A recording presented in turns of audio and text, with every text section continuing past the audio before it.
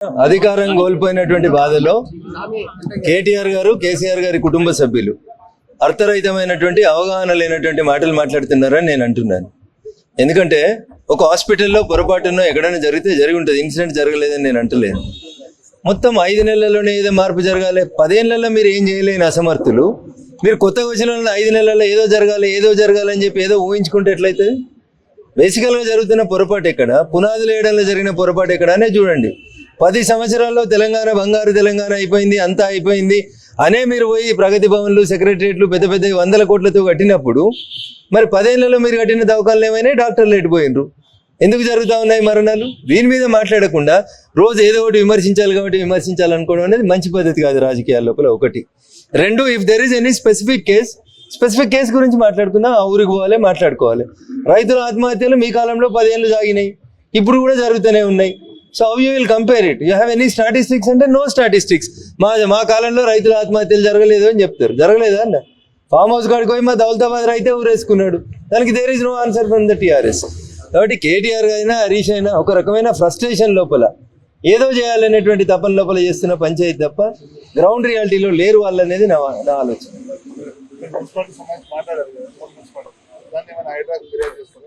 తప్పకుండా ఇప్పుడు బొల్లారం, అమీన్పూర్, తెల్లాపూర్తో పాటు నాలాంటి ఆలోచన ఏంటంటే సంగారెడ్డి, సదాశివపేటలో కూడా హైడ్రా రావాలి, పని జరగాల్సిందే.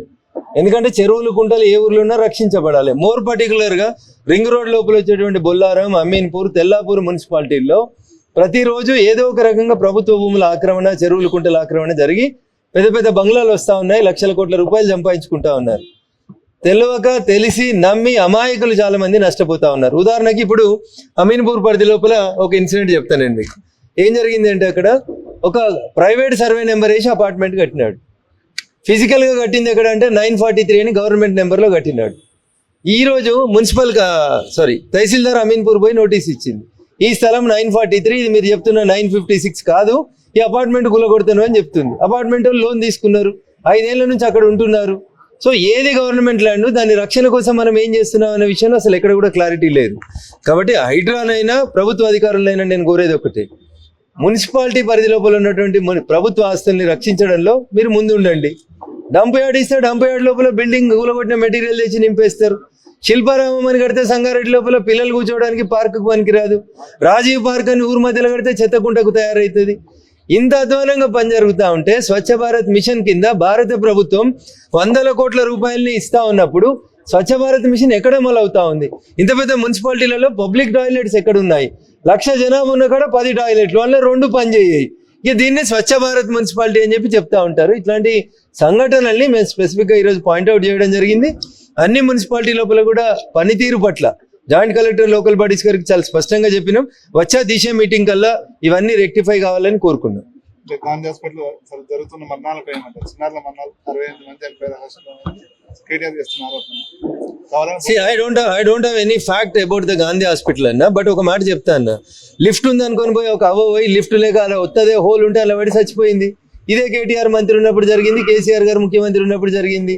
గాంధీలో చనిపోలేదా? నీలోఫర్లో చనిపోలేదా? సో ఒక ఇన్సిడెంట్ ఏదైనా ఉంటే we will discuss on it అంటున్నా. పర్టికులర్గా I'm not supporting the Congress government, కానీ ఏదో జరిగిపోయిందని ప్రజల్ని భయాందోళనకు మాత్రం దయచేసి గురి చేయొద్దనేది మాత్రం నేను చెప్పదలుచుకున్నాను. 68 మరణాలు జరిగినాయి అనుకోండి, ఆన్ అండ్ యావరేజ్న కేటీఆర్ గారు వచ్చి లెక్క తీసుకొని వచ్చి తెలంగాణ వచ్చిన జూన్ 2014 నుంచి ఇగో గాంధీలో ప్రతి సంవత్సరం ఇంతమంది చచ్చిపోయారు, లిస్ట్ ఉంటుంది కదా, you put it before the public.